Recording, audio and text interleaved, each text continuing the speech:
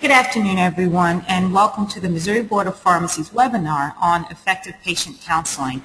I am Kimberly Grinston, Executive Director for the board, and we would like to welcome everyone who is attending today. I am very glad to say that this is one of probably our highest attended webinars. This is one of a series of webinars that we will be doing as part of the board's patient safety campaign. As you all know, beginning in January of this year, the board launched a patient safety campaign geared towards, increasing patient safety in pharmacy practice. As part of the campaign, we've launched a page on our website with a lot of patient safety resources and information for our licensees. We've also published 1 or 2 patient safety newsletters. We have a new newsletter that will be printed actually today and will be available on our website. The goal of our patient safety campaign, again, is to communicate the message of patient safety throughout pharmacy practice. As you all know, this is the mission of the board. The mission of the Board of Pharmacy is to protect the public in the regulation of pharmacy. This is a crucial part of what we do, and so we are very excited to bring this resource to you and to all of our licensees. We have, I think, a very good program coming up for you. We're going to give you a little information about how our webinar is set up and how you can ask questions during the webinar. I'd like to point you to the board's website. We have our first patient safety webinar there, Developing a Culture of Patient Safety in Pharmacy Practice, that is now available online and on the website. If you haven't seen the program, I would encourage you to go to the board's website and to view that program as well. Today, we're going to be talking about effective patient counseling. We intend on looking at patient safety through, actually in various areas. We started off talking again about a culture of patient safety. Today, we'll be talking about patient counseling. Throughout the year, we'll also be hosting some resources on preventing medication errors. With us today is Dr. Lynn Anliker and also Angela Brownfield. Both of them are pharmacists with the UMKC School of Pharmacy. They have a variety of experience in patient counseling in different practice settings and have really prepared a very interactive and informative program for you. If you have any questions, we invite you to ask a question during the program. Tom Glinsky, our Chief Inspector, is here and will be sort of moderating our program today. So if you have a question, please feel free to submit a question, and we will answer those hopefully at the end of the program. We will also give you information about obtaining CE credit for this program. CE credit is available for the live portion of our program, and we will provide that for you at the end of the webinar. Again, I'd like to welcome Dr. Anliker and Dr. Brownfield to the webinar. They will provide more information about what we're going to do. Before we do that, I'd like to turn you over into the hands of our Chief Inspector, Tom Glinsky, who will give you more information about our program. Thanks, Kim. Before we get started, I want to go over just some of the basic webinar instructions. The webinar is designed for a listen-only mode. If you have trouble with your internet connection with the audio, you have an option to dial in on the telephone option. If you go to the GoToWebinar toolbar, you have an option there to click over and use the telephone. It gives you a number and an access code so you can call in. As Kim mentioned, continuing education is available. You must be signed up and logged on yourself. You cannot be listening in on someone else's sign up. At the end, when you close the program, we will send you an online survey. You must complete that survey in order to get the CE credit. Again, at the end of the program, I'll go over the CE instructions. For those wanting handouts, we did post them on the board's website this morning. If you go to the main board website under this, the listing for this program, you'll see a handouts link and you can print them there. As Kim mentioned, we are taking questions during the program. We're going to save them for the end and answer them all at the end. But if you'd like to send a question, go to your toolbar and go to Ask the Question section and just type in your question and hit send. And as I said, we will wait till the end of the program to answer those. And now I'm going to turn it over to Dr. Anliker. Thanks, Tom. It's a pleasure to be here today. I wanted to take a minute or two to talk and introduce myself as well as Angela Brownfield to the audience. My name is Lynn Anliker, and I work for UMKC, and I work in the cardiology unit at the University of Missouri in Columbia. And my practice site is obviously within the hospital, and so I come at this topic from how do we incorporate patient education and patient counseling to the inpatients who are transitioning to be outpatients and to be in the ambulatory setting, and provide education for them not only at first dose administration, but also when they're going to see patients in the or pharmacists in the retail setting, and be able to ask more informed questions at that point. Angela Brownfield is our Assistant Director of Experiential Learning, as well as a Clinical Assistant Professor for UMKC at the Columbia campus as well. And she has a background of retail, working in independent pharmacy in Columbia, Missouri for many years after graduating from pharmacy school. So we are so excited to be here today, and we have a number of different things we hope that you will walk away from this program with. We have the outcomes for the webinar listed here for you. We hope that at the end you're able to recall the counseling requirements for both OBRA as well as the Missouri state law, and then as well as assess the professional responsibility to provide patient education and explain our purpose as professionals in this critical piece of patient education. We hope that in attending this webinar, you can look at your own practice and identify counseling methods from this webinar to implement into your own practice setting, as well as reviewing your current settings and maybe develop a new strategy that you can insert some of these techniques into. We have provided an outline for you. We're going to talk a little bit about the legal history of patient education and counseling, as well as the pharmacist role.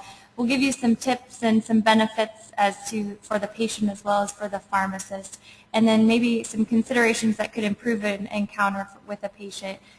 We all know that we do this on a daily basis as pharmacists, and we're interacting with patients on a daily basis or a minute-by-minute basis, and maybe some things that could improve those counters and make them more efficient or more informative for our patients.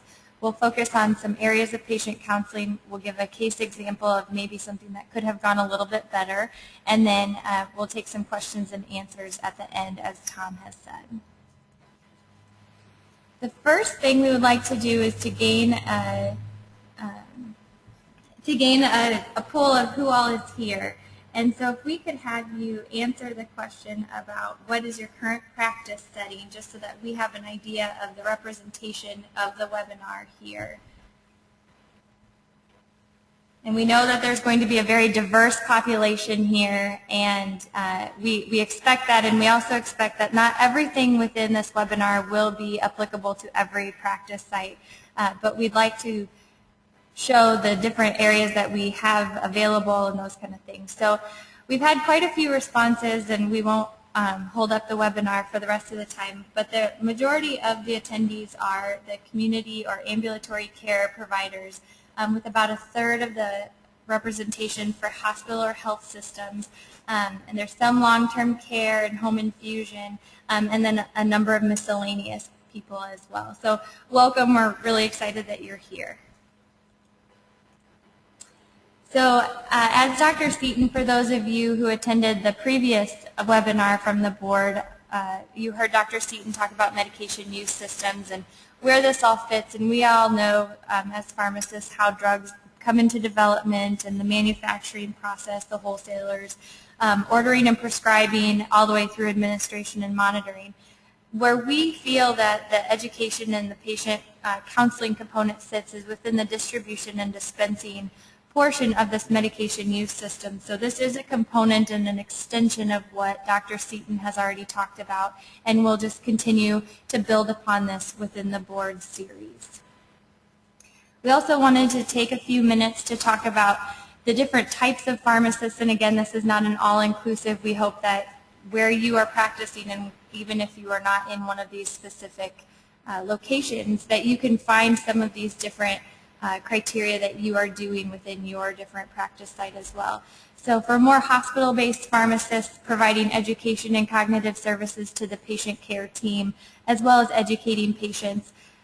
For my team, I do what I call drive-by education, educational sessions, and this is more of overarching themes, and this is what this medication is for. This lisinopril is for your blood pressure. You may want to watch out for this one specific side effect, and then I also say this will give you some more time to develop any questions before you get to the pharmacist, where you'll pick up your actual prescription, and they're a great resource to help you answer any more of your questions that you've actually come up with on the car ride there.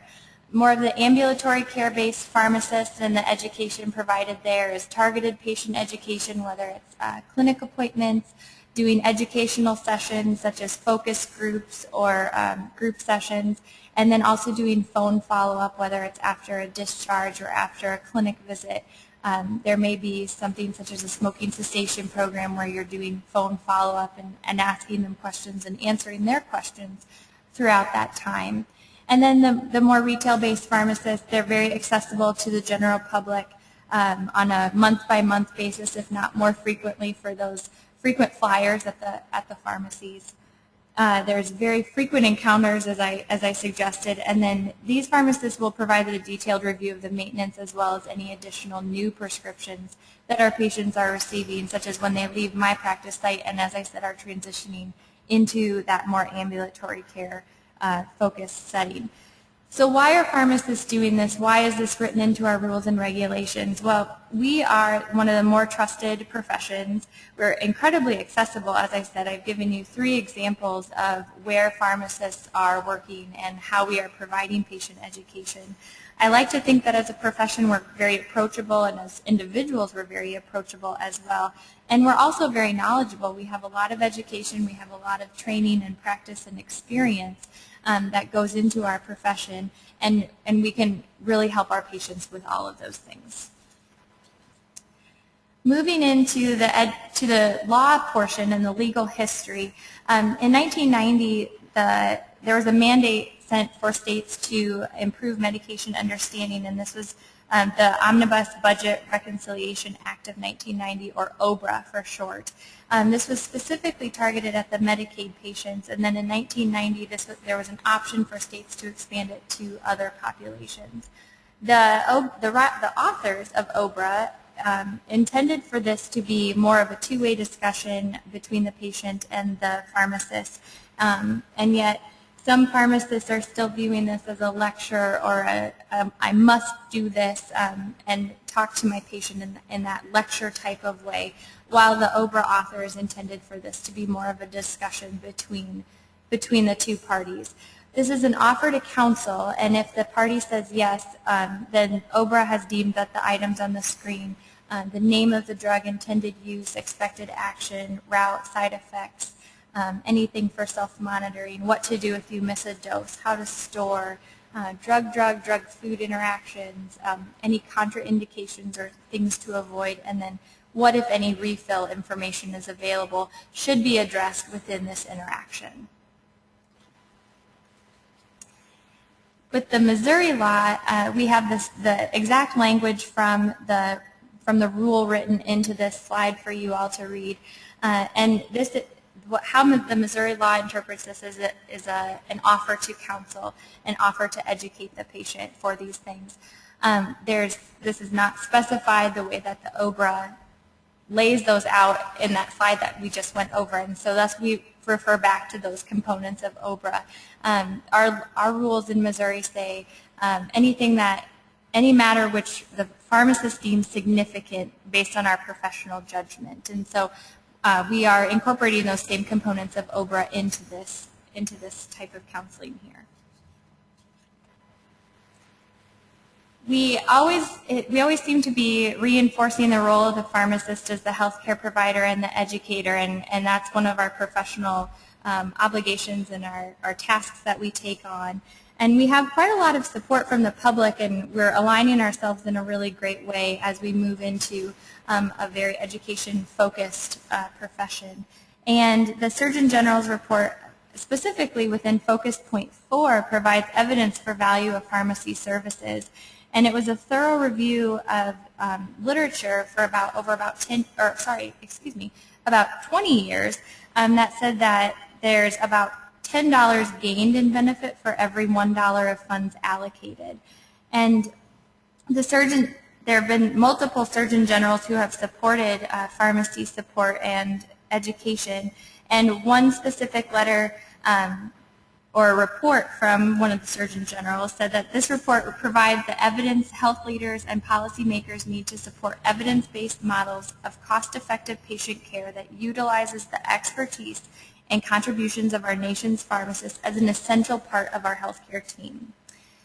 Healthy People 2020 provides science-based 10-year national objectives and outcomes that we hope to achieve, and it's targeted at improving the health of all Americans. And one of these specific targets is to empower individuals to make informed health decisions about their care. And one of those ways that we can do that is by informing them about their medications and about what to do, what to expect, things to avoid those things, so that we are educating people to make very good decisions for themselves. The APHA One-to-One Patient Counseling Recognition Award Program honors pharmacists and student pharmacists who have proven to be outstanding in one-on-one patient care. These individuals demonstrate superior communication skills that result in optimized medication regimens, improve patients' physical and emotional well-being, and even save lives in clinics, hospitals, and community pharmacies.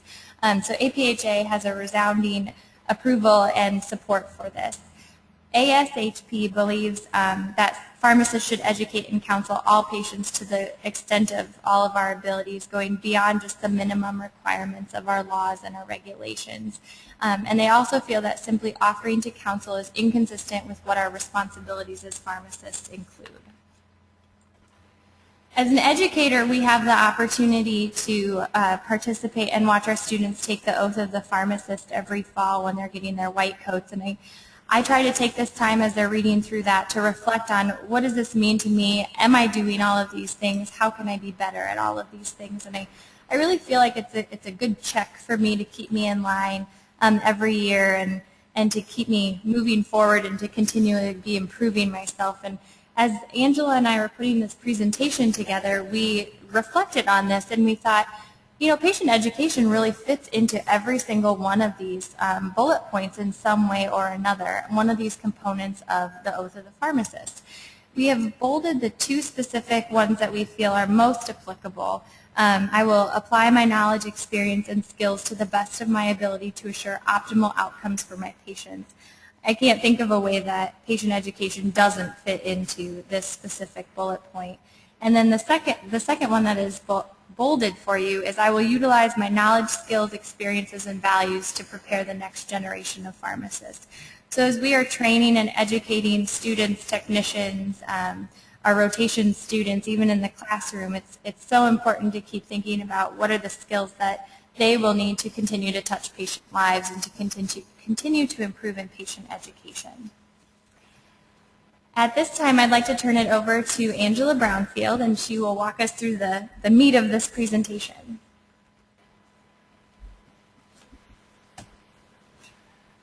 So let me start by setting up the scenario. It's kind of an A versus B. So the patient comes into the pharmacy and they're asked, do you have any questions about your medication today? One path, the patient says no. If they say no, they pay for the prescription, the patient leaves, and the pharmacist goes on with their day.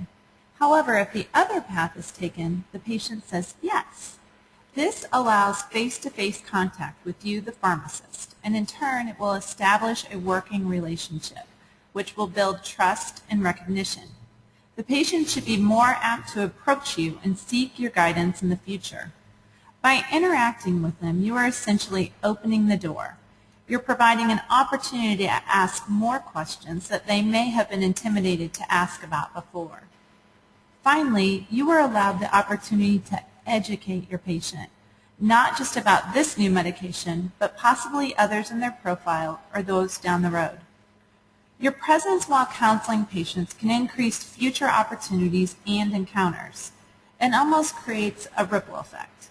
So other patients see you counseling and they want that education or they want that service for themselves. Patients can visually begin to understand the value of counseling and take advantage of it. This encourages an atmosphere where patients will seek this out. and it will become a pharmacist and patient-driven activity. At times, patients may not always take advantage of counseling due to time constraints, but we can show them that essential information can be delivered in an efficient way, and this can encourage them to seek this service out. Essentially, we are really demonstrating their right to a service that can increase their knowledge and promote positive outcomes.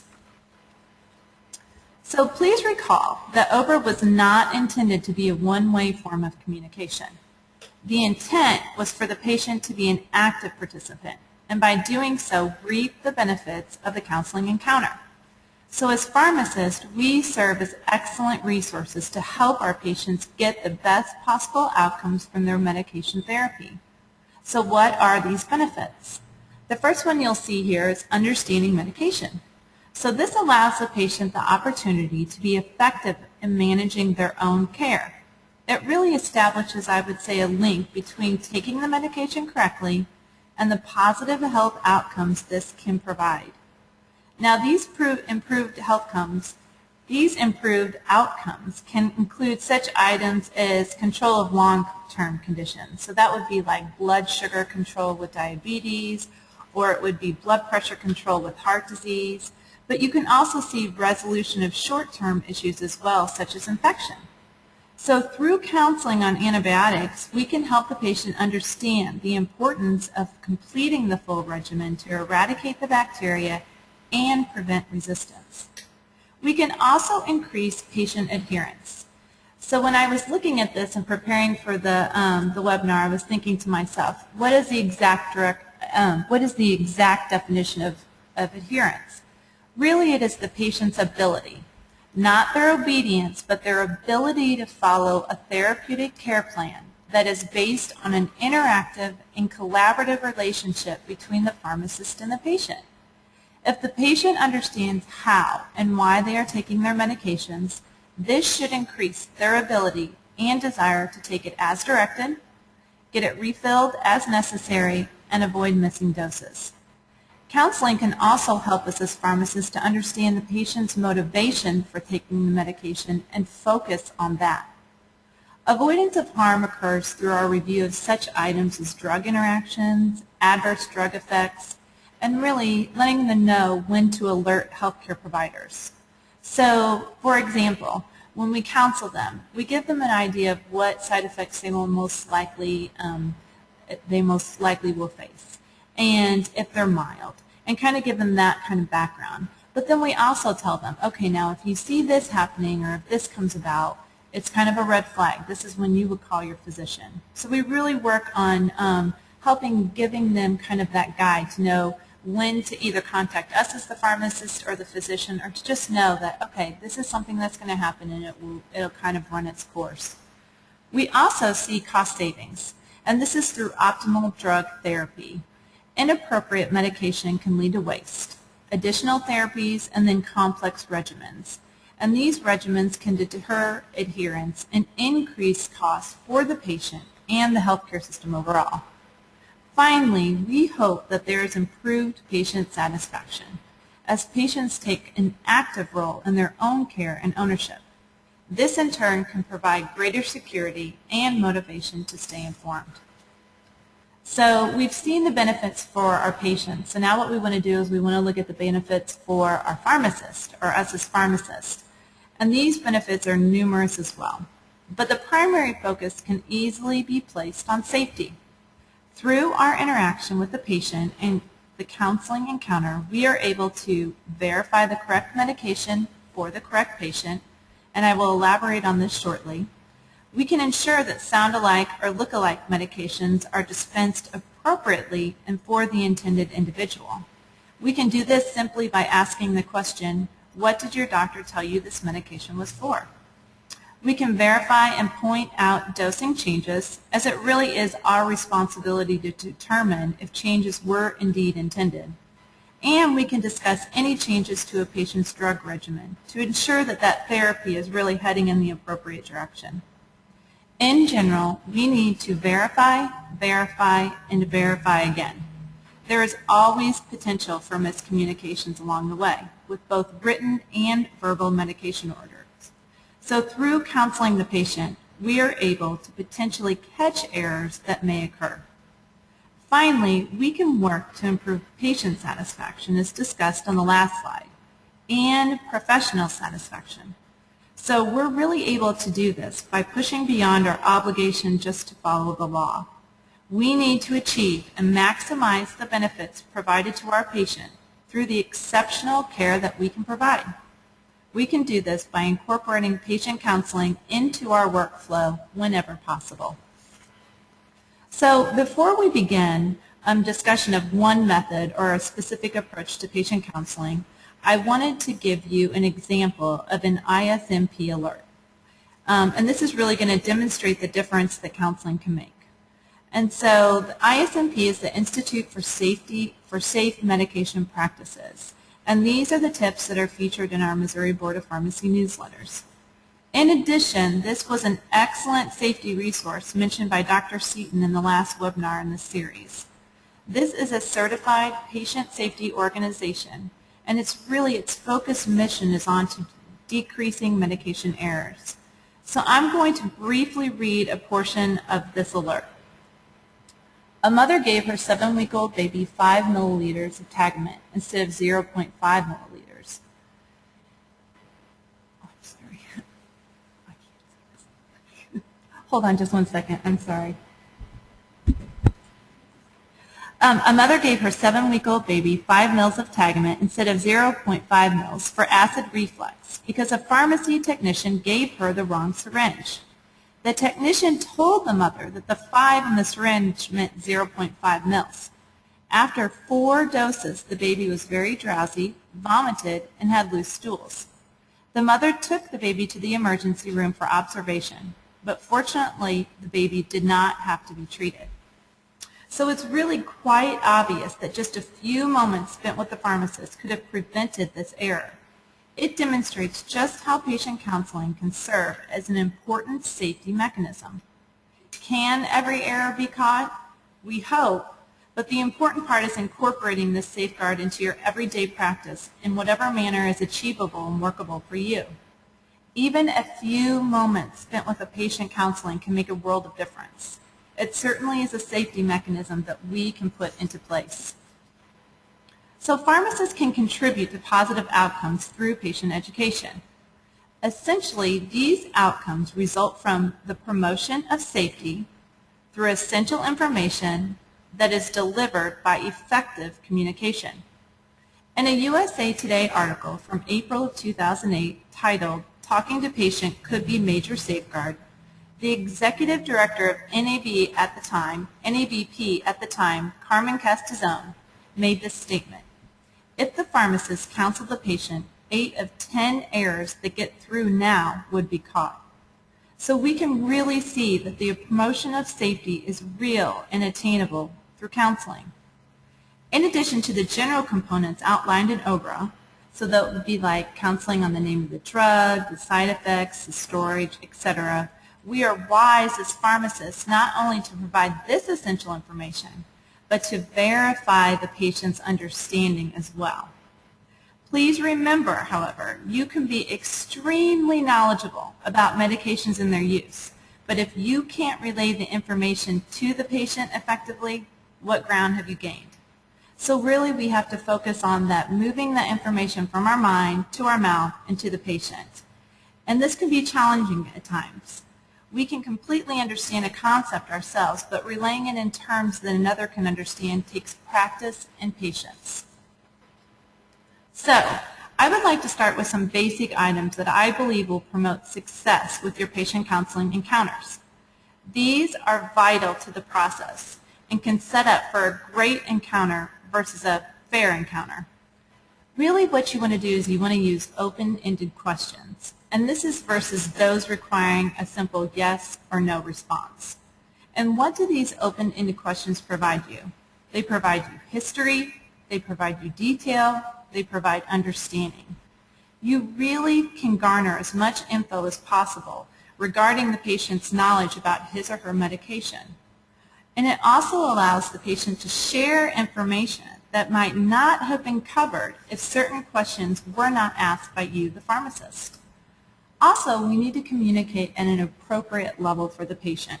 So what does this mean? We don't want it to be too scientific, and we don't want to talk to them like a baby as well. And honestly, this is harder than it seems. We just need to assess that appropriate level of communication on a patient-by-patient basis. So you could be talking with a physician, or you could have a patient or someone with very little medical background. Now, most literature will suggest that speaking at the level of a 5th grader would really reach most of the general population.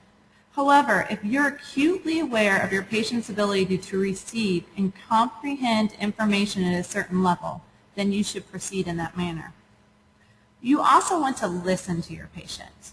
You want to be attentive to what your patient needs answered, not what you feel most comfortable discussing. You want to pay attention to what clues and details the patient is providing to you regarding his or her needs and understanding. And then finally, you'll want to utilize show and tell. And I really call this application for retention. This will be especially important with certain dosage forms like inhalers or eye drops, insulin pens, glucose meters, etc. Really, it's a form of active learning. I am a tactile learner, so I honestly really learn the best by doing. So this is really a strategy you can use with your patients as well. So you should be able to assess whether time is sufficient or not, but if it is, this is definitely a technique that you will want to apply. So at this point, I will briefly review one counseling method which can be implemented into your practice. Now remember that this is quite general, so that you can incorporate this and modify this to meet your practice needs and restrictions. It's divided into 4 sections, and this is really for your ease of understanding and, it's really for the ease of retention and for application. So what are these 4 areas? Setting the stage, the consultation process, medication education, and closure. These are the key components used to instruct our students at UMKC. We practice and enforce this across our curriculum so that this will become second nature to them upon graduation and entry into the workforce. So we hope that this will become second nature to you as well. I wanted to take just a moment to tell you where we derived this exchange from. We actually derived many of the components from 2 national counseling forums, one from APHA-ASP National Patient Counseling Competition, one comes from Indian Health Services, and then we also took some concepts from 2 texts, Practice Guide to Contemporary Pharmacy Practice and Applied Therapeutics. And I'd like to provide those to you so that at a later date, if you want to come back and you kind of want to see where did this come from or look at other ways of doing this, you'll have those resources for yourself. So setting the stage, that really creates the best conditions for information exchange. The consultation process is really gathering information, optimizing flow, and really making the connection with the patient. Medication education is really just what it says it is, just delivering the goods. And then finally, closure is making sure or to verify that your patient understands what you are telling them. So with setting the stage, this really produces those best conditions for communication and for understanding. So you want to start by identifying yourself. And you want to introduce yourself by name and as the pharmacist. Overall, this really establishes trust, and it lets the patient know that they have the source that they're looking for. Also, you want to state your purpose. So for pharmacists, we're providing information and verifying that the patients have sufficient understanding based on our explanations. We also want to discuss the time it should take, and we want to gain agreement from the patient as well. So what does this do? It really actually, the 3 of these things establish kind of an agreement of terms. It also lets us gauge whether we have a little time or a lot of time with the patient. So do we have time just to give that essential information they need, or can we dig a little deeper with them? It also just establishes direction of conversation, and it makes sure that you are on the same page as the patient is as well. We also want to emphasize that you need to identify the patient. We want to confirm who the patient is and if this is the person with whom we are speaking. It may be prudent to identify others as well, should they be caregivers. We really identify this patient so we can establish our audience, and this will determine the appropriateness of the information we're giving and ensure safety. So a double check that you have the correct patient is always in order. Finally, we want to manage barriers, and this establishes good communication and ensures an appropriate level of understanding. And once again, I can't stress enough that safety is at the center. So we look to HIPAA. So this is going to ensure that our privacy of health information stays private in our written or oral communication during our counseling session. So I want to just give one example. When I was working in retail, if I was having a really busy part of the day that I needed to talk to the patient, and I had to go over and speak with them, but there were lots of other people in the waiting room or at the register, what I would do is I would either write down what I needed them to see, or I would take a piece of paper over with it on it. So if I needed to go over to the patient and I needed to say, are you still taking this medication? I would identify that I had the right person or the right patient, and I would point to the written information. Because what this did was this made sure that there was no miscommunication about what medication I was talking about, and it also helped me to keep sensitive information from everyone else around them. So you are going to want to use a speaking volume that's audible, but you want it to be appropriate. You don't want it to be so soft that the patient can't hear it, but not so loud that PHI is disseminated to everyone in the pharmacy. You really want to try to choose an area that's conducive to learning. So semi-quiet, not congested with other individuals or noise. You may have to find, and I'm going to say in quotations, the best place possible, as each pharmacy will not be able to provide a perfect area. But the main desire here is to decrease distractions and interruptions. So now that we've set the stage, let's move on to the consultation process. So I'm going to reiterate, the consultation process focuses on gathering information, optimizing the flow of that information, and making the connection with the patient.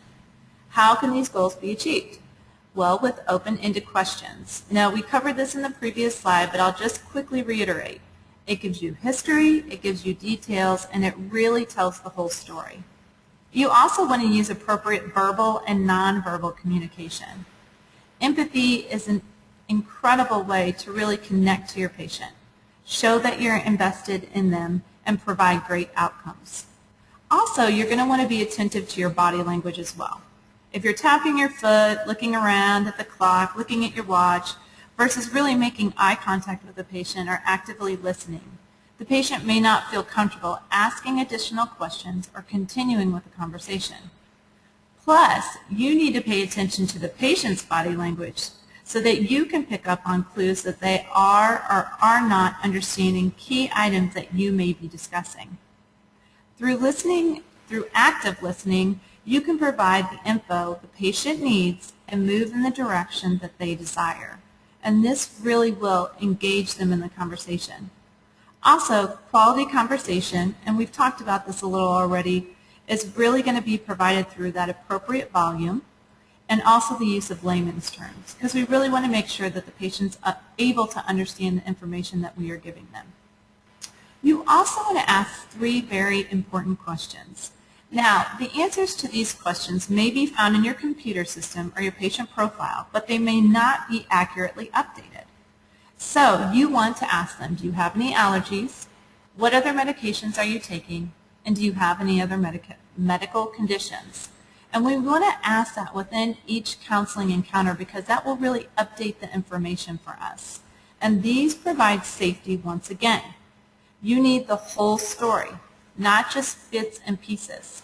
And this will help us to avoid hazards such as interactions, duplications, and contraindications. Finally, we're going to talk about logical order. And that's what you see here on this slide, how to use flonase. And really, by using logical order, we're going to paint a clear picture and we're going to give direction. This is a great example of the importance of logical order or flow of information. So what I did is I took the PI instructions for the patient for flonase and I shuffled them around. So the information is complete but not presented logically. So I'm going to read these through to demonstrate my point. And I do realize that this is an extreme example. So you would say, number 1, You want to exhale and place the tip of the bottle in one nostril. Second, you want to shake the flonase container for about 20 to 30 seconds. This is called priming and needs to be done on the first use or when the medication has gone unused for over a month. Place the cap on the flonase bottle and store in a safe location out of reach of children and at room temperature. But remember, during priming, spray the flonase into the air until a fine mist is released. This usually takes about 6 sprays. Make sure to point the bottle away from the face, as this medication can irritate the eyes. Press the pump spray button, then inhale. Repeat on the second nostril. So, this is wonderful information. However, when switched around, it does little for understanding or for retention, especially for a patient who might be getting this medication for the first time or has never used a nasal spray before. So remember, as pharmacists, we understand this information, so we may jump around and it still makes sense to us. However, in most cases, you are speaking to someone who does not have prior knowledge of the selected topic, and you will need to proceed slowly, clearly, and in order. And I want to point out that this not only applies to specific directions, but this applies to the content of your whole counseling encounter.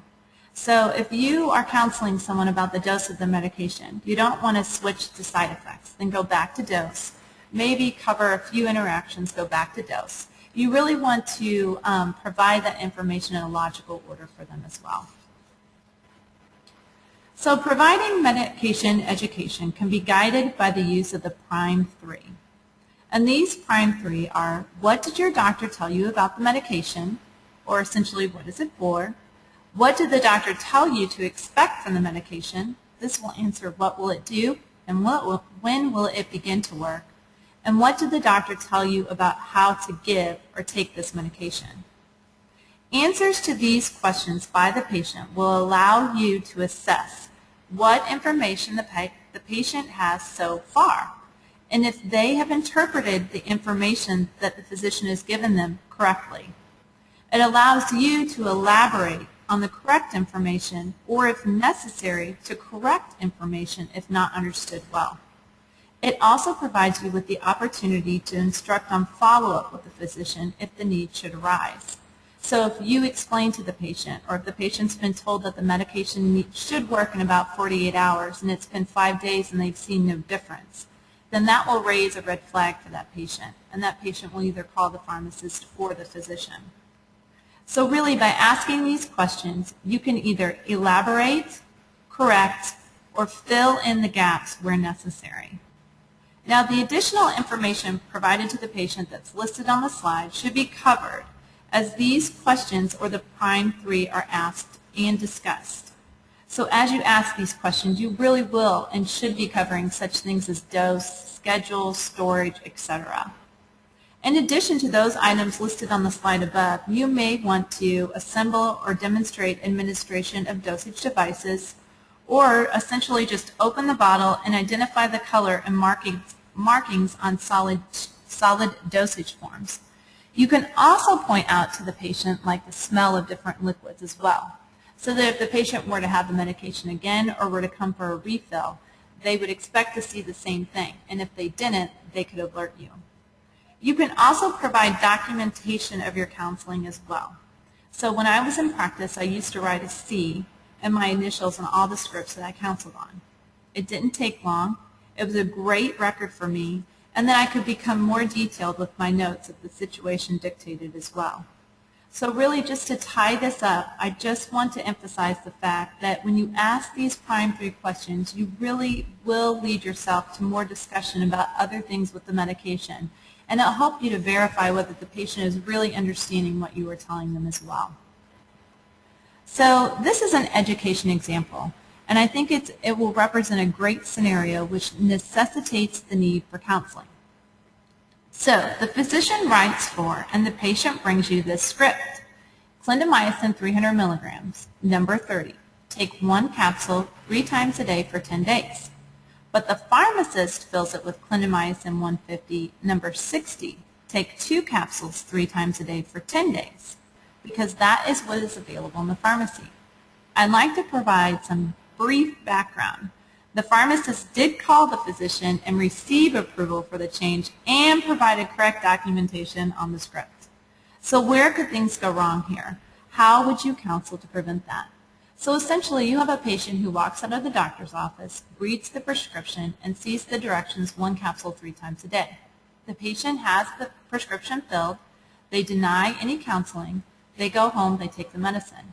They take it 3 times a day. They get to 10 days and they have half the medication left.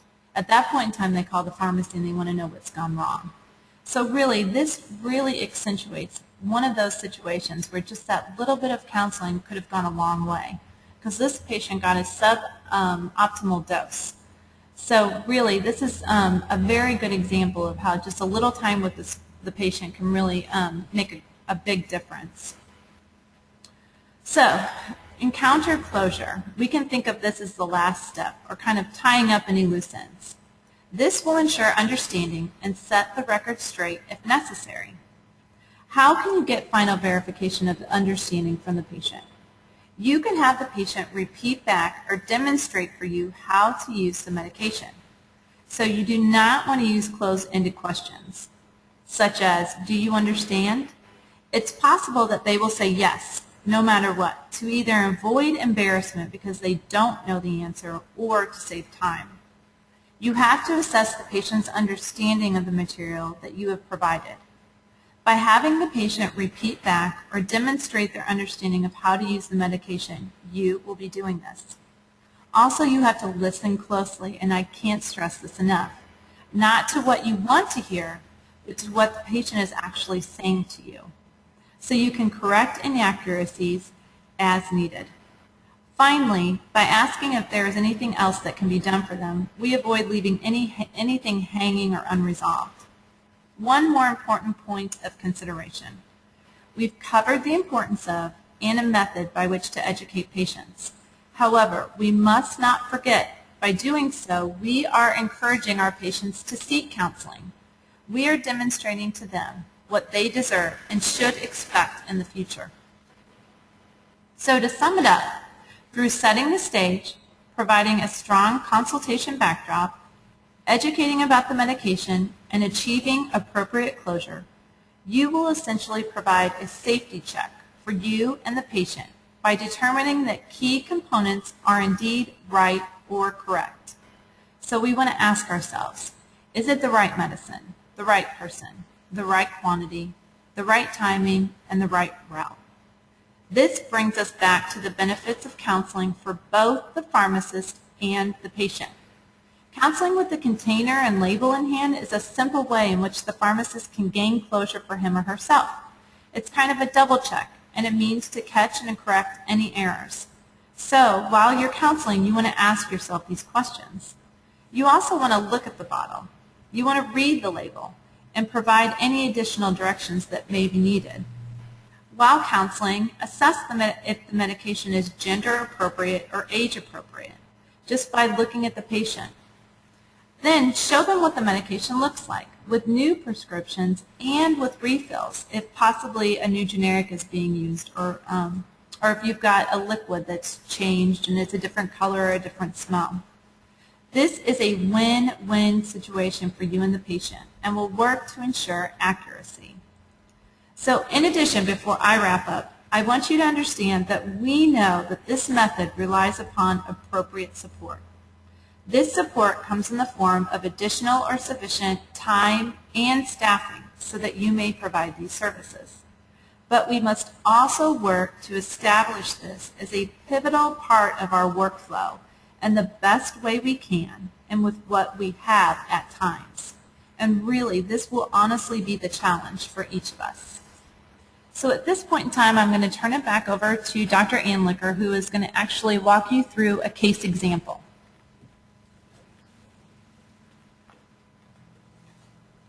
All right, thank you.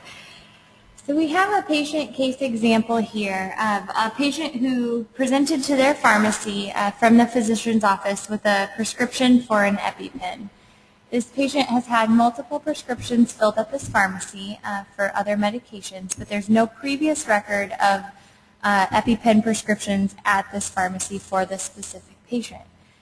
This prescription is accurately filled and accurately labeled, and the student pharmacist at the register is collecting the money for the prescription and hands the EpiPen to the patient.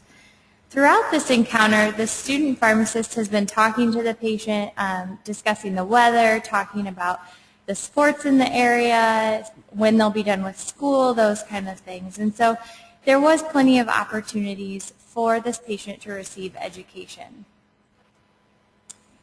However, this patient did not receive any education. So what should have happened? What other routes could this encounter have taken? And as Angela had said, there's that application for retention. This is another dosage form that showing the patient how to utilize this prescription medication would be beneficial for the patient, as this is a very life-saving medication for this patient. Potential questions that the student pharmacist or the pharmacist could have asked would be, instead of "have you ever used this before," what is your experience with using an EpiPen? And that would answer the question of, has this prescription ever been filled for the patient at a different pharmacy, or is this an entirely new prescription and the patient has had an allergic reaction since their last visit to the pharmacy? Do you know about this medication? Is a yes or no question, and an appropriate alternative to that could be, what have you heard about this medication? This student pharmacist did in fact say, so you know how to use this, right? Instead, it would have been nice to hear, please walk me through the steps that you would take in the event you do need to use this medication. And then, is that all for you versus what else can I help you with today? So in this case example, I was this patient, and the student pharmacist assumed that as a pharmacist, I knew how to use this EpiPen, though I will remind you that my practice site is on the inpatient side. And so I'm not doing a lot of education about EpiPen use or administration, nor do I have a lot of the practice route, practice injectors, available at my practice site to walk through with students or with other patients. And so this is a very real example of the assumption that your patient has more education and has more knowledge about something than what they may actually walk in with, regardless of what their current job is. And so there were a lot of opportunities that could have been taken in this encounter. And don't worry, things are fine. I do know how to use an EpiPen. It was not my first fill, but it hit close to home, thinking about how could we use this as an example in this webinar, just to drive this point home of what could the student pharmacist have gained by asking some of those open-ended questions.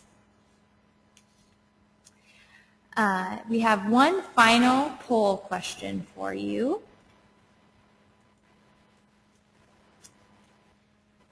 So after the end of this webinar, how comfortable, considering these counseling methods that we've presented today, setting the stage, the consultation process, medication, education, and closure, how comfortable would you feel applying this in your practice setting?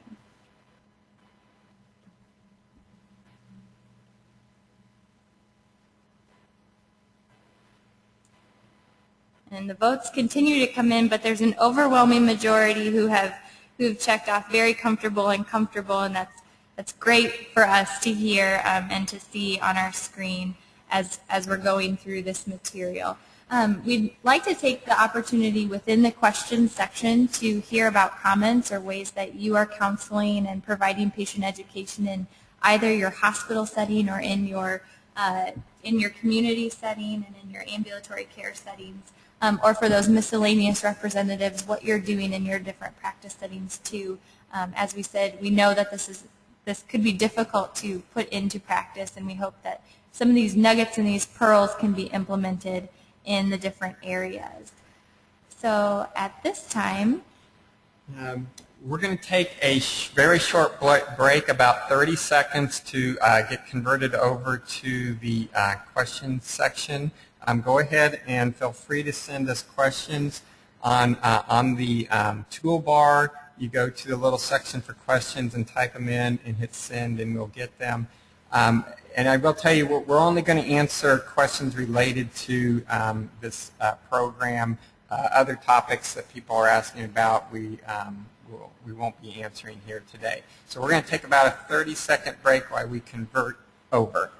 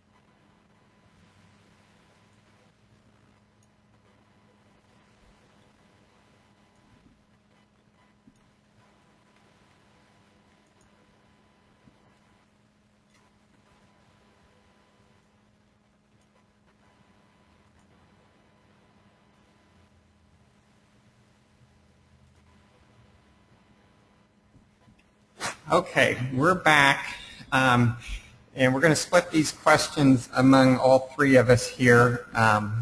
The ones more board-related I will answer, and then we'll see what else we get in. Our first question deals with mandatory counseling. The person states that numerous other states mandate patient counseling. Is there any indication that Missouri will become a mandatory counseling state? I can tell you over the years there has been some brief discussion on that topic. The board has never taken any formal action to try to make us a mandatory state or change the counseling requirements in our state. As you're aware, some states require it on all new prescriptions, some on all new and refill where it has to be done by the pharmacist. But Missouri is offered a counsel-only state. I can tell you I'm not aware of anything on the horizon that the board plans on discussing and changing that, but that could be subject to change. But right now, I would say no, I do not think there's any indication of that.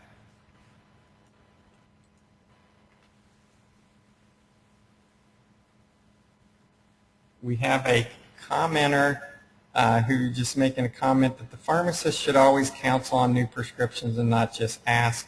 Procedures should be set up for this. I will have to agree with that. And what about? Yeah, it's on. Okay, I actually can to give a comment on this, and this is Angela. When I was in practice, I always made it a point to counsel on my new prescriptions. So when I had waiters and then they were new ones, I always went down and I talked to the patient about them. A lot of times it would be a hectic schedule. Some days I go home and I'd be like, why do I do this to myself? But in the end, I knew it was the right thing to do, and I received so much satisfaction from it in knowing that my patients went home and they were educated about their medication. So I completely agree with that statement that you've given us. In addition, I'd also like to comment that when I would go down to counsel the patient, they might say, oh, no, I've had this before, I know what to do. Well, I took that as an opportunity to say, oh, well, then you know that you need to take this with food. Or, oh, then you must remember that you can't have this with alcohol. And then they would say, oh, no, I didn't remember that. So really it was an incredible opportunity for me to actually educate them. Even though they said, oh, yeah, I know all about it. It helped me, it allowed me to jump in there and actually give them information when they felt like they had it already. So I completely agree that we have to move beyond the law. We have to set that standard for ourselves. And I am continually let my students know that when I was a preceptor in the community pharmacy realm. And I do that as well as an educator, too. So I think that was a wonderful comment to make. Let's see, our next one has to do with, I believe, counseling when a drug interaction is involved. Could you, either one of you, address how you would handle if there is a possible drug interaction, how would you explain that to the patient? Okay. What I would do is I think it's a lot of information gathering. So you learned that early as a new pharmacist that you don't just throw up the red flag and call the doctor right away, that you go down and you talk to the patient about it. So it's really a lot about that consultation process I talked about, or gathering information, wanting to know if is the patient still taking the medication? Is the doctor aware of the medication? Looking at the two medications, what are the doses on them? Are they very low? Are they high? It could be that the patient's been taking them all along, but having it filled in another store. So that honestly kind of plays into the example that I gave you as well, where if I had a really busy pharmacy, I would go down with the page and say, are you still taking this medication? So once I garnered all that information from the patient, figured out what the patient had talked to the physician about, then at that stage of the game, then you would just have to make a decision. Do I call the doctor? Do I educate the patient and let them go? You know, all those good things. But I think that's it's really going to be about gathering information, kind of setting up your plan and everything you need to kind of move forward with that. Yeah, and I would agree with all of those items that Angela listed. And I think that it's also it's kind of a continuum as well. The more medications patients are on, the more likely they have for interactions, as we all know. And so it's also a, you know, will you be monitored for this? What follow-up do you have with your physician, and those kind of things? I think that also falls into the information gathering, going a step farther of, maybe this is a high-level interaction, but are you following up in 2 days with your doctor about it? Then I'm less likely to call and to make the patient as worried as well. And so I think it's all about that information gathering, as Angela said, and talking to the patient about, these are the absolute things you need to watch out for. And if this happens, go to the emergency room or call 911. Or if this less bad thing happens, you know, call your doctor and let them know about it as well. And maybe the doctor has been doing dose reductions of other medications to account for that drug interaction. Or there's a lot of things that could be missing without that information gathering. So I completely agree. Our next is just a comment that it would be great if pharmacies have placebos, inhalers, insulin pens, et cetera, available to educate patients about their medications. I would agree with that, and I know some drug companies do provide those, because I do see them in the pharmacies. But do you guys have any comments on the use of them? And then also, is there, other than the drug companies, is there any other source to get such a placebo? I completely agree. I think having those placebos available is a great way to train our students, as well as to educate our patients. And you know, we're educating regardless. And like we covered earlier, the education of our students will ultimately impact education of patients as well. And to my knowledge, the drug companies are the only places to get those. And I seem to swing by and pick up a few of, for example, Combivent has changed their inhaler format, and they're incredibly difficult to get a hold of the new Respimat formulations. And, you know, swinging through conferences in the exhibition hall and picking up one or two every conference I go to seems to be the only way that I can seem to get a hold of those, so that we are able to educate our students. But outside of getting a hold of drug representatives or attending conferences where those are available, I'm not sure how to go about getting those. But they are a great resource. I also want to comment too that this really comes back to what we talked about in the presentation, that when you have a patient who has a new medication, who's starting an inhaler for a first time, how vital it is that you jump in there and you explain to them how to use it. And you do the show and tell. You show them, you tell them all about it, and then you have them use the medication that they're taking home to show you how they're going to use it. So that wouldn't even really require a placebo. If we're really active on this, and we have those patients who are coming in, getting an EpiPen for the first time, an inhaler, a glucose meter, and we have the opportunity that we can actually sit down with that medication that they will take home with them, show them how to use it, and then give them an opportunity to use it in front of us, so that we can really see if they're really picking up and understanding the concepts that we're giving to them.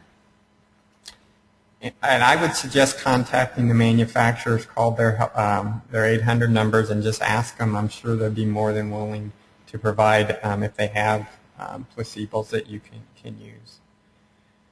Since both of you are from academia, I did have a question related. We have preceptors on here. I was wondering if you had any tips for when a preceptor has a intern student out with them on how to maybe better educate and help them develop counseling skills. Did you guys have any ideas on that?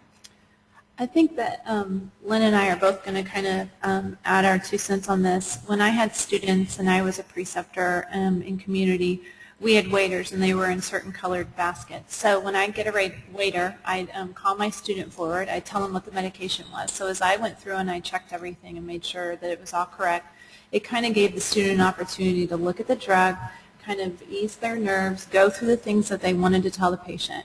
If there was time, I had the student just quickly reiterate or tell me what they were going to counsel the patient about. And then they would go down and counsel the patient. Now, in the beginning of the rotation, this made them very nervous. But I constantly had them counsel on these waiters. And then by the end, it was second nature to them. And then I think another key point is really making sure that you are right there with them. So I had a counseling or a checking station that was very close to the patient counseling area. So I had my ear out. So if something was said that could have been more complete or maybe I needed to tweak a little, I was also there to let them know. And then just to back up one bit, I would counsel for them, I'd say, a good day or two, kind of show them how I did it so that they could get comfortable, and then I turned it over to them, and I would say, okay, we've got a waiter, and I would give them that time. And then pretty soon it was second nature. They didn't need time. They were just ready to go down and counsel the patient. And I think that modeling is so important, especially for our students, and that's one of the benefits of the rotation year, as well as in those IPPE experiences that the schools are implementing more and more earlier within the curriculum is, you know, the students will get to see a number of different styles of education being given in a number of different settings, and ultimately it's how they are going to develop their own sense of style and their own sense of education. And I think that that's one of the more important parts of the rotation experience, is that they do get to see so many of those things. And I had commented on my drive-by education sessions earlier, and the students think that the feedback that I've gotten from them is, you talk about just a few of those things. Why do you leave some of these things out? And I say, well, I try to hit the high points, the things that they have to know, they must remember, and then it also gets them thinking so that when they do go to the pharmacy and they can ask more pointed questions, or they have a little bit of baseline knowledge. Maybe the doctor didn't tell them what the medication was for, but that pharmacist did. So then they could answer or ask some more pointed questions and gain more information from that retail pharmacist. And I think it's all about modeling and setting that stage for the students so that they're comfortable with education, that they have a number of different areas that you could see in. You know, within the inpatient setting, when you think of an inpatient pharmacist, I doubt that the first thing that jumps to your mind is patient education, and hospitals and health systems are doing more and more to be providing that, so that we are following that Healthy People 2020 initiative of providing more education and making more informed patients who are in charge of their own health care. And I think that's just one of the ways that we can do that, is setting the stage, modeling for them, and then showing them a number of different ranges that we can do that. I've sat down with patients and spent 5 or 10 or 20 minutes with one person, and then another person says, no, I'm good, I understand it all, and they told me everything, and the nurse came in and told me, and now you're here, and I feel very well educated about it. So there's a lot of different opportunities for those preceptors, I think, as long as you're molding it into what your workflow is, and you're giving them a lot of opportunities as well. We got a comment here kind of related to that about dealing with cultural diversity. It's talked about as student education, but that does play a role in counseling, especially when you're doing, there's a language barrier, just the education barrier too. But I agree with the comment that yes, you must consider that as in your counseling.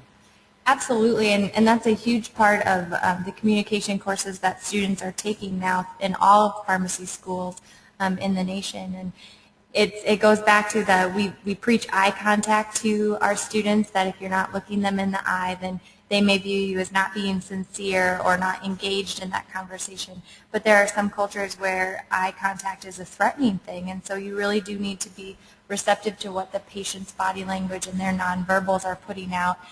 Same thing with touching. There may be a place and a time for you to lay your hand on a patient's hand if they seem upset or worried, and there are some cultures where that's not acceptable either. And I think that teaching our students to read those nonverbals and to be engaged in those interactions is a part of us teaching the cultural diversity. And I think having, again, those different rotation experiences all throughout Missouri, throughout the nation, is important, that they can see different cultures, different areas of practice, different ways of molding into the cultural diversity and diversifying their own practice. I think we're just about out of time, so we'll be wrapping it up. But I wanted to put a touch on it. As an inspector, we investigate errors, and I can tell you for other inspectors and myself how many investigations we get where a patient, there was an issue that could have been caught with counseling at the pharmacy. The wrong drug, given to the wrong patient, the wrong directions were printed on the label, a variety of things that, you know, if the patient just had an opportunity for someone to go over, they could have spoke up and said, well, I don't have that. That's not my disease. You know, why are you giving that? But it's true, as Carmen Catazon, as Lynn said, Carmen Catazon said the majority of errors could be caught with that. It is true. From the inspector standpoint, we see that all the time when we're investigating complaints. So as we get ready to close, I want to thank Lynn and Angela for coming today. I know how much time it takes to prepare a webinar and to put it on, so we want to thank you on behalf of the board for your time, for doing it and coming down and presenting, and help fostering the board's patient safety program. I think it was an excellent refresher course. The vast majority of attendees today are pharmacists. We've all had the training, but it's great to have a refresher course, especially to give us that education, that re-education to get us out there and to help protect the public. So again, thank you for coming today. What we're going to do now is I'm going to go over the instructions for attaining your continuing education. Do not close your browser. I will state when I'm closing the webinar. After I do that, I believe you'll get a little window. You have to click OK to that, and then an automatic web page will come up with the post-webinar questions. You need to answer those and submit them electronically. If you do not submit your answers, you will not get credit for the CE. If you do not get the automatic web page popping up, you can email compliance at pr.mo.gov, and just we will email you the questions, and you can submit them by email. And the office will send out certificates in probably 7 to 10 days once we process them. So again, thank you, Angela and Lynn, for coming today and doing our program. I am now going to close the program.